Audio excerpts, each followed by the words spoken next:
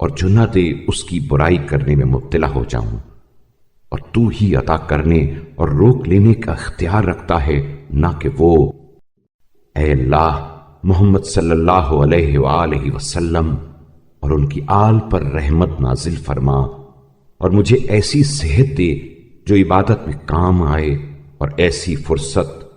جو دنیا سے بے تعلقی میں صرف ہو، اور ایسا علم جو عمل کے ساتھ ہو، اور ایسی پرہیزگاری جو حد اعتدال میں ہو کہ وسواس میں مبتلا نہ ہو جاؤں۔ اے اللہ، میری مدت حیات کو اپنے عفو درگزر کے ساتھ ختم کر،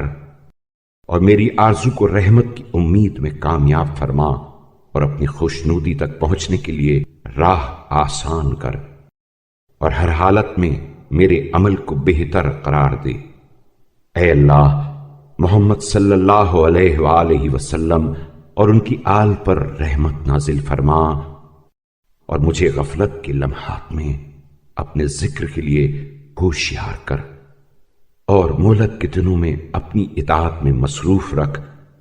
اور اپنی محبت کی سہل و آسان راہ میرے لیے کھول دے، اور اس کے ذریعے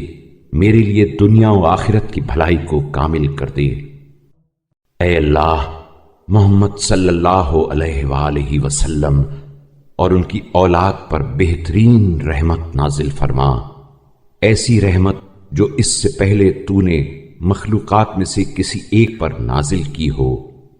اور اس کے بعد کسی پر نازل کرنے والا ہو، اور ہمیں دنیا میں بھی نیکی عطا کر اور آخرت میں بھی، اور اپنی رحمت سے ہمیں دوزخ کے عذاب سے محفوظ رکھ۔